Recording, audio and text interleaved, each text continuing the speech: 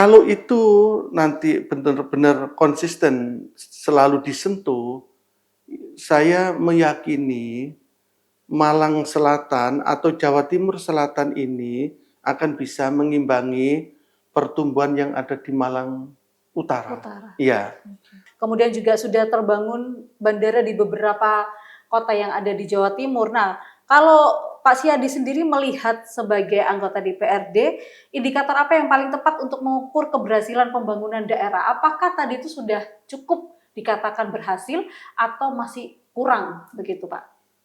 Saya sih sebagai yang domisili saya Malang Kabupaten, saya melihat ini bagian kebangkitan ekonomi kalau nanti pemerintah ini konsisten antara provinsi, kabupaten, kota, saya kok meyakini sih akan terjadi kebangkitan ekonomi yang luar biasa di wilayah selatan ini.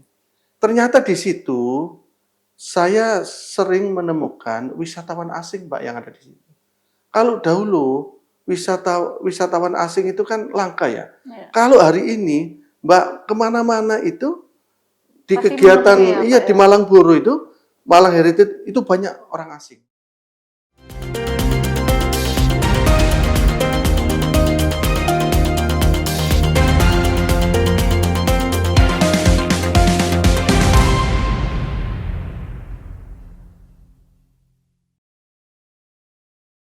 Hai Sobat Lentera, pembangunan Jawa Timur terus bergerak dari infrastruktur ekonomi, pendidikan hingga pelayanan publik, tapi seberapa besar peran Pemprov Jatim benar-benar dirasakan masyarakat Jawa Timur, apa yang sudah berhasil dan apa yang masih perlu dibenahi. Dan di episode Ngode kali ini atau ngobrol bareng Dewan di Sang Legislator, kita akan mengupas tuntas dan mengevaluasi peran pemerintah Provinsi Jawa Timur dalam mendorong kemajuan pembangunan daerah. Dan tentu saja di studio sudah hadir narasumber kami. Sebelum kita sapa, kita pantun terlebih dahulu seperti biasanya. Hari Minggu di Terminal Arjosari ke Surabaya beli semanggi. Selamat datang Pak Siadi di studio podcast Lentera TV. Tepuk tangan dong. Iya, selamat datang Pak Siadi. Pak Siadi, kalau kita lihat bahwasannya sebenarnya pemerintah Provinsi Jawa Timur ini terus melakukan pembangunan di Provinsi Jawa Timur.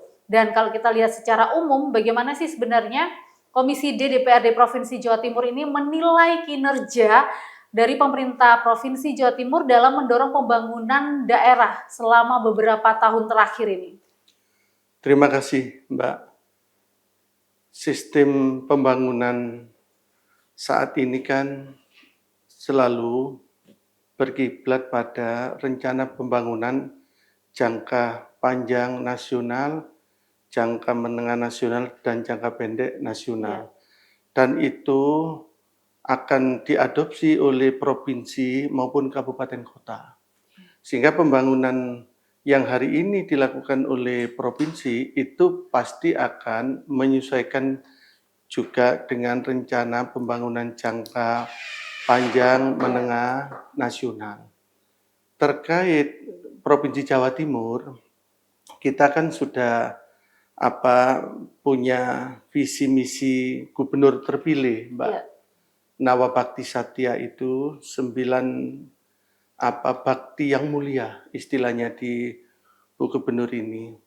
Dan melalui Nawabakti Satya itu selama gugup 2 periode, hari ini periode yang insya Allah yang kedua, jadi pembangunan itu sudah tertata, terencana, dan terlembaga. Kalau kita mau jujur bahwa potensi dan perkembangan ekonomi Jawa Timur barangkali 20 tahun yang lalu, ya Mbak, itu situasinya masih belum merata antara yang selatan dengan yang utara. Jadi lebih bagus perkembangannya itu ada di lingkungan utara, Jawa Timur Utara. Kenapa saya katakan Jawa Timur Utara lebih bagus perkembangan ekonominya? Ya, kita sudah cukup lama mengetahui mulai dari istilahnya Pantura Jawa itu Mbak, mulai Iya, dari Tuban, Lamongan, Bojonegoro. Gresik, Surabaya, Sidoarjo, dan Oh, Pasuruan. Pasuruan, oke. Di situ sudah ada kawasan-kawasan industri yang sudah cukup lama perkembangannya. Ada SIR Surabaya, ada juga SIR yang di Sidoarjo, ada juga PIR di Pasuruan. Dan belakangan 5-10 tahun yang lalu ada JP Ya. yang ada di Lamongan Gresik itu. Dan barangkali itu merupakan kawasan ekonomi khusus nasional yang pengelolaan terkait dengan dermaga itu satu-satunya di Indonesia ada di wilayah kita, Mbak, Oke. yang ada di pantai utara itu. Makanya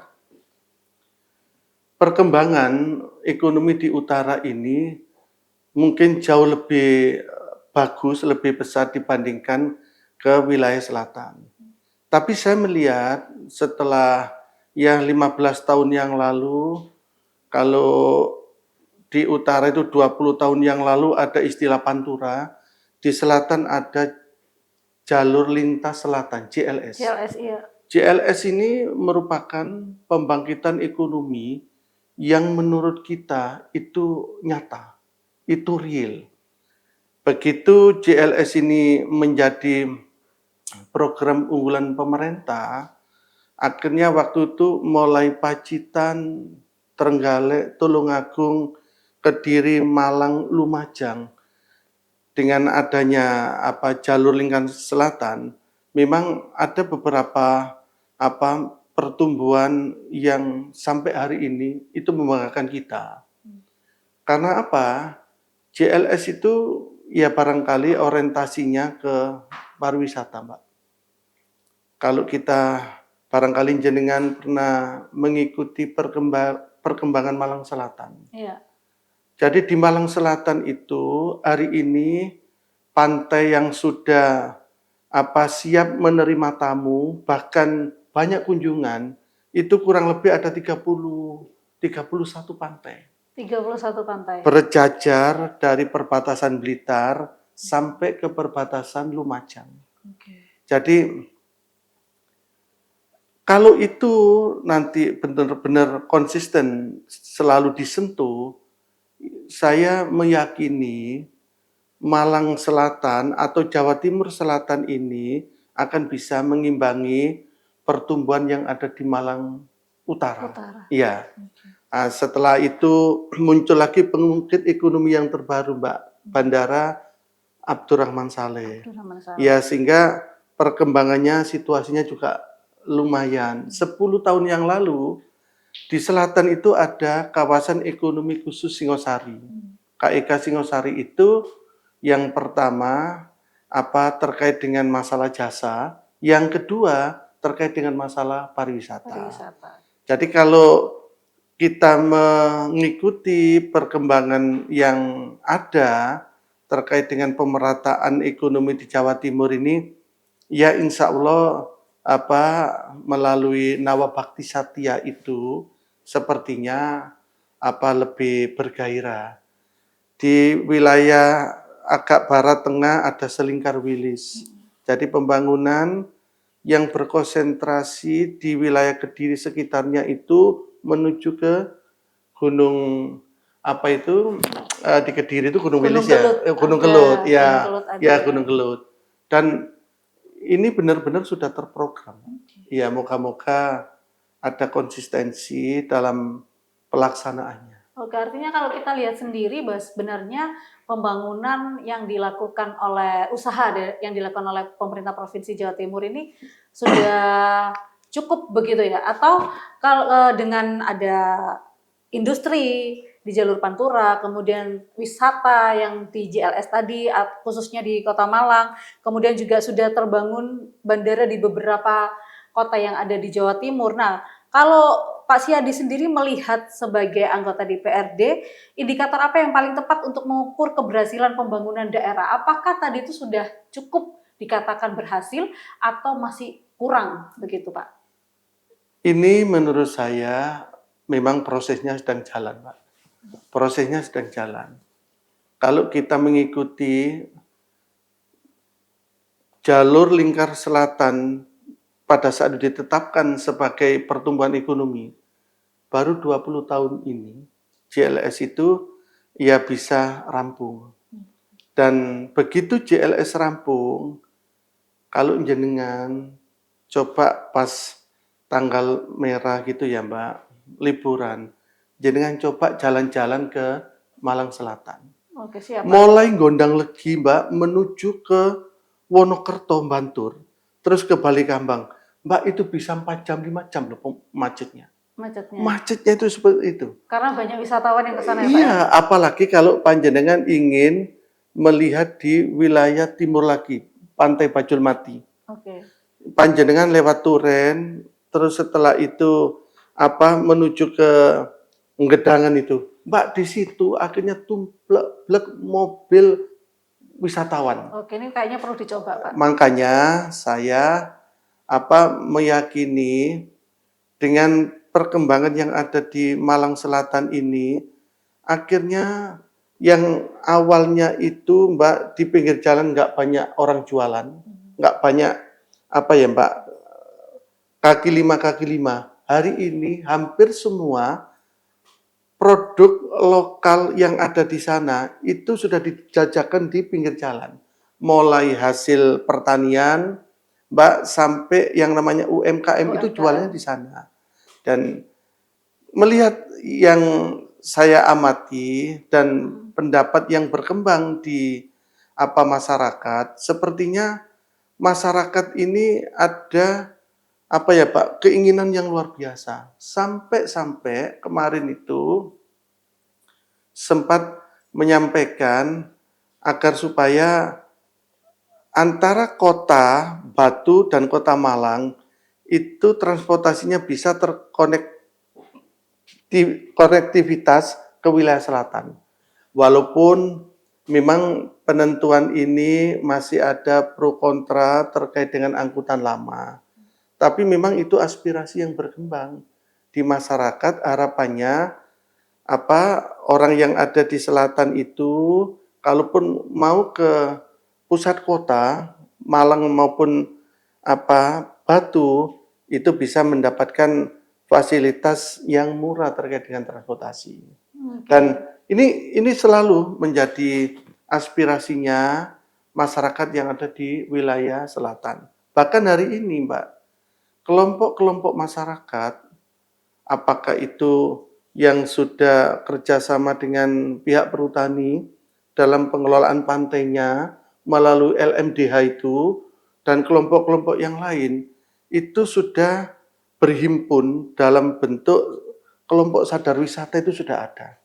Makanya saya sih sebagai yang domisili saya Malang Kabupaten, saya melihat itu ini bagian kebangkitan ekonomi kalau nanti pemerintah ini konsisten antara provinsi, kabupaten, kota, saya kok meyakini sih akan terjadi kebangkitan ekonomi yang luar biasa di wilayah selatan ini.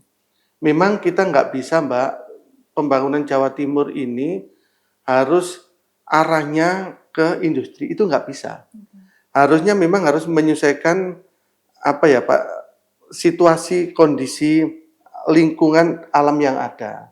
Atau dari setiap kabupaten kota yang harus menyesuaikan begitu, Pak? Ya, tentunya kan masing-masing kabupaten kota punya kearifan lokal sendiri-sendiri, Mbak. Ya. Kalau di Kota Malang itu diarahkan ke pertanian juga nggak bisa, karena di situ sudah jelas-jelas orientasinya jasa.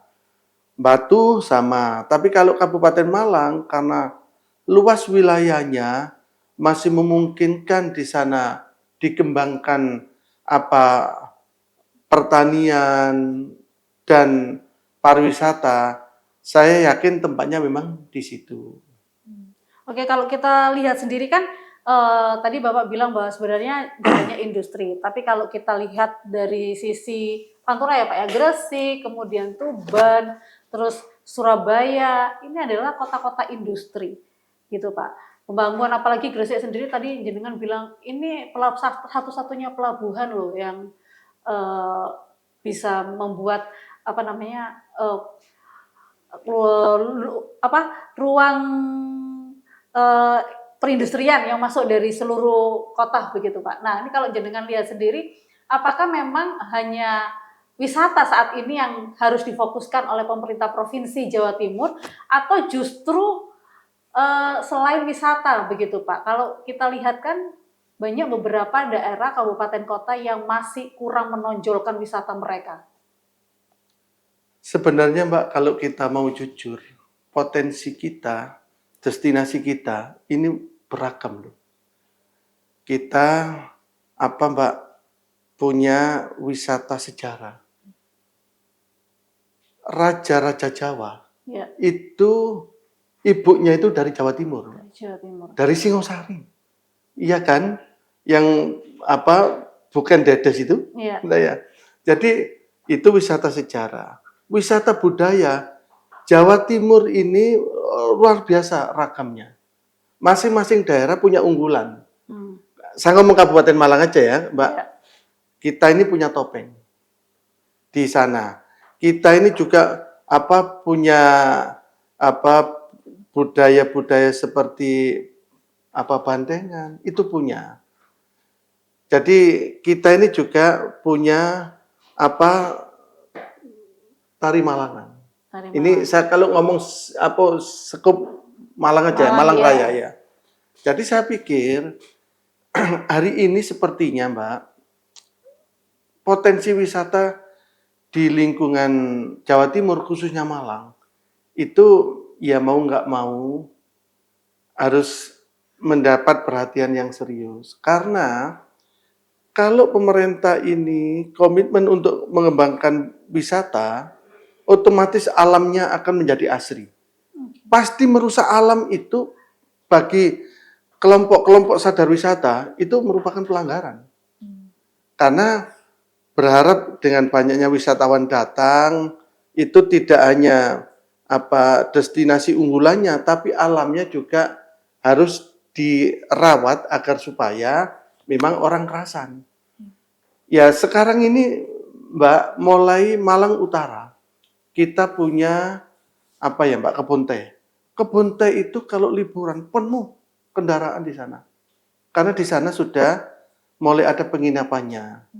Terus pagi wisatawan ada suguhan paket itu sampai ke Gunung Arjuno. Pakai transportasi jeep itu. Yeah. Setelah itu Singosari wisata sejarahnya jadi andalan. Masih banyak petilasan-petilasan di Singosari dan sekitarnya itu yang masih terawat baik sampai hari ini. Ada di batu wisata buatannya panjenengan tahu sendiri. Orang luar kota pasti kalau ingin nginep itu di Batu. Wisata buatannya juga luar biasa. Di Kota Malang tidak kalah pentingnya wisata sejarahnya juga luar biasa. Banyak gedung-gedung peninggalan lama yang hari ini itu sudah masuk di kawasan cagar budaya.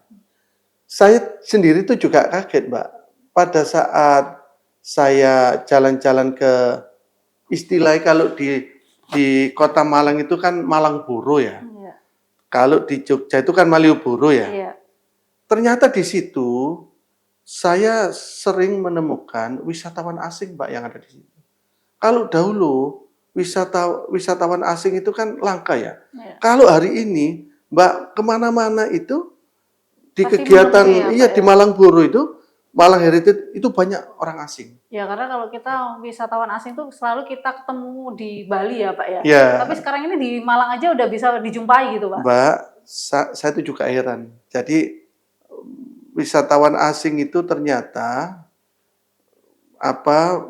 kalau sore pagi itu di Malang Buro itu, Malang Heritage itu luar biasa loh banyaknya. Okay. Makanya saya mengamati ini kan sesuatu yang positif ya Mbak. Ya harapan saya karena memang wisata itu juga dampaknya luas, apa ya, bukan saja terkait dengan pendapatan asli daerah, tapi ini bisa saja menjadi rezekinya warga lokal yang hari ini sudah selalu menyiapkan dagangannya di sana. Oke. Maka dari itu, ya seharusnya ada sinergi, ada kolaborasi antara provinsi dengan kabupaten kota untuk mengemas wisata ini menjadi lebih baik ke depan. Oke, mengemas wisata untuk menjadi lebih baik. Nah, Pak, kalau Anda lihat sendiri, apakah pembangunan yang dilakukan Pemprov saat ini sudah cukup merata atau masih terdapat wilayah yang tertinggal dan membutuhkan perhatian lebih? Ini di luar Malang?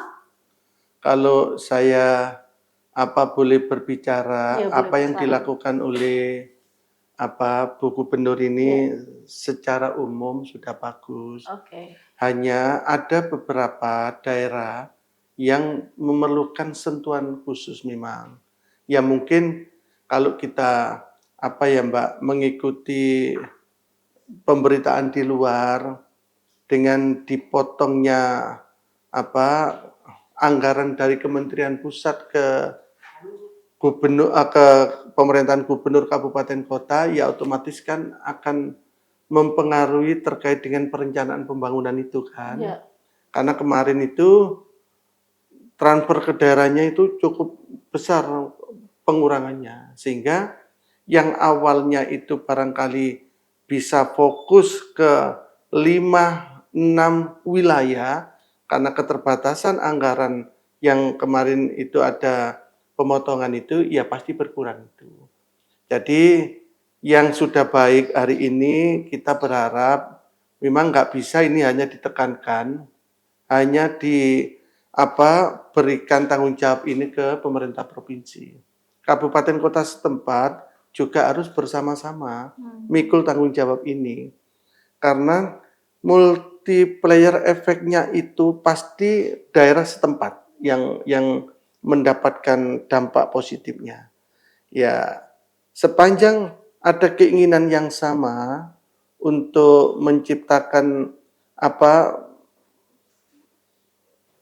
pendapatan masyarakat dari kegiatan ini, saya pikir itu bisa dilakukan oleh kita bersama. oke Pak, kalau kita lihat tadi sempat disinggung tentang anggaran, apakah besaran anggaran yang terserap ini juga jadi tolok ukur keberhasilan pembangunan di daerah Pak? Kan sempat cuman tadi sedikit aja yang ditransfer gitu Pak, yang diberikan kepada daerah. Jadi gini Mbak, mau nggak mau, kekurangan transfer pemerintah pusat ke daerah, itu kan pasti berdampak terhadap rencana Ya. yang akan dilaksanakan oleh daerah. Karena bagaimanapun juga pembangunan itu kan ya tidak bisa lepas dari kemampuan apa finansial kita ya Mbak. Iya. Pasti itu ada dampak yang seharusnya itu jangkauannya bisa 5 sampai 6 wilayah karena situasi itu akhirnya lebih fokus. Lah saya berharap moga-moga dengan normalnya fiskal nasional ini nanti juga akan berdampak kepada kemampuan anggaran provinsi, kabupaten yang ada di wilayah Jawa Timur sehingga lebih fokus kembali untuk memetakan mana kawasan yang memang itu bisa didorong pertumbuhan ekonominya lebih cepat dan mana kawasan yang memang bisa dipertahankan bahkan dilanjutkan yang saat ini sudah menjadi baik ini. Oke, Pak Siadi, kalau kita boleh bilang tadi kan Pak Siadi bilang bahwa sebenarnya memang kerjasama yang baik antara pemerintah provinsi, kabupaten, kota, kemudian juga anggaran yang harusnya lebih-lebih ya Pak ya, supaya pembangunan ini bisa terbangun dengan baik, meskipun itu baik itu industri, tempat wisata ataupun infrastruktur pembangunan lainnya lah Pak. Nah, kalau Anda lihat sendiri ini tidak sedikit program pembangunan provinsi yang pelaksanaannya melibatkan pemerintah kabupaten dan kota. Menurut Pak Siadi sendiri, apakah koordinasi antara Pemprov dan pemerintah daerah selama ini sudah berjalan efektif atau justru ada batasan? Saya mengamati Mbak, apa yang dilakukan oleh pemerintah provinsi yang merupakan wakil dari pemerintah pusat dalam melakukan koordinasi pendampingannya ke kabupaten kota ini sudah luar biasa. Oke. Kalau ini terjadi persoalan, pasti juga akan berdampak yang kurang bagus terhadap dinamika pembangunan yang ada di Jawa Timur. Hari ini luar biasa, Mbak. Jadi sinerginya provinsi, kabupaten, kota se-Jawa Timur ini menurut saya mantap lah, Mbak. Mantap. Makanya saya berharap moga-moga nanti setelah fiskal nasional ini normal, itu nanti provinsi, kabupaten, kota bisa semakin bersemangat untuk melayani masyarakatnya. Masyarakat. Dan saya mengamati apa yang dilakukan hari ini itu memang keinginan dari masyarakat dalam bentuk musrengbang yang ada di tingkat kecamatan, tingkat kabupaten sampai tingkat provinsi. Kan sistem pembangunan kita hari ini kan bukan lagi atas ke bawah tapi bawah ke atas. Bukan lagi top down tapi bottom up. Bottom up. Okay. Makanya yang diinginkan oleh masyarakat itu yang akan dilaksanakan oleh pemerintah. Kalau itu konsisten, insya Allah apa yang hari ini sudah menjadi kebijakannya Bu Gubernur dan Bupati Wali Kota se-Jawa Timur itu insya Allah yang terbaik. Bagaimana nanti ketika misalnya keinginannya masyarakat ini memang akan diwujudkan oleh pemerintah Provinsi Jawa Timur dan Kabupaten Kota, tapi masalahnya adalah di anggaran, Pak. Anggaran yang sedikit. Ini gimana, Pak? Ya memang Mbak, pemerintah itu kan selalu punya inovasi ya. Ya. Walaupun kemarin anggarannya dipotong sebesar itu, saya mengamati sepertinya program-program yang penting dan mendesak itu yang jadi prioritas. Itu yang jadi prioritas. Ya, sehingga walaupun ini tidak maksimal, tapi tetap yang terbaik perencanaan pembangunan itu. Jadi yang penting dan mendesak saja itu yang harus dilakukan. Tapi bukan berarti yang lain itu enggak disentuh, tetap disentuh, hanya prosentasenya barangkali tidak sebesar saat kondisinya normal. Hanya menunggu waktu saja begitu ya Pak. Ketika anggarannya juga pulih ya Pak ya. Kita doakan ya. Iya, didoakan bersama-sama. Oke Pak, kita akan main kuis. Bapak nanti akan memilih dan kemudian akan menjelaskan kenapa pilihannya seperti itu. Pagi hari atau sore hari Pak? Pagi Mbak. Pagi, kenapa Pak? Karena kalau pagi itu kan masih semangat. Masih semangat. Kalau sore hari itu loyo ya. Loyo ya. Jadi kalau kita punya keinginan itu dengan situasi kita yang segar di pagi hari itu, insya Allah tambah cerdas kita mikir ini, Pak. Betul sekali Pak, karena memang aktivitas itu harus dimulai di pagi hari bukan sore hari. Kemudian Bali atau Jogja Pak? Nggak ada pilihan Malang nih Pak? Saya pingin Jogja saja Mbak, karena ya bagaimanapun juga saya ini kan orang Jawa. Okay. Jadi kebudayaan yang ada di Jogja itu sepertinya sampai hari ini itu masih Jawa sentris gitu. Jawa sentris. Jadi mempertahankan budaya Jawa itu hanya di Jogja dan Solo, tapi lebih terlihat itu di Jogja. Makanya saya pilih Jogja. Kulinernya murah. Kulinernya murah, ya. Makanannya murah-murah. Oke, sip. Bangun jalan atau bangun layanan, Pak? Bangun layanan, Mbak. Karena yang namanya perkembangan penduduk ini semakin banyak, tentunya keinginannya juga beragam. Hari ini sudah ada keberanian dari masyarakat, kalau pelayanannya nggak bagus, pasti itu juga jadi persoalan. Kalau jalan sih Mbak, saya pikir ya itu bukan berarti nggak perlu, karena jalan ini kan, ini ibaratnya kan bagian dari Mbak, kelancaran ekonomi perlu, tapi yang lebih utama pelayanan menurut saya. Oke, pelayanan nomor 1 ya. Jalan ya oke, tapi pelayanan nomor 1 ya Pak ya? Iya Mbak. Oke, tepat guna atau tepat waktu Pak? Menurut saya tepat guna Mbak. Ya, jadi segala sesuatu itu kalau tidak tepat guna, tentunya juga buang-buang ya. Makanya apa kalau kita ada di pemerintahan ini Mbak, kalau kita nggak bisa memanfaatkan Mbak, situasi itu sesuai dengan yang diinginkan, pasti kita nanti juga masalah. Juga masalah. Tapi bukan berarti tepat waktu nggak penting loh Mbak, ya penting, cuma saya kok kepingin yang saya utamakan tepat guna. Tepat guna. Oke, baik. Yang terakhir Pak, proses atau hasil? Mbak, kalau saya itu lebih senang proses.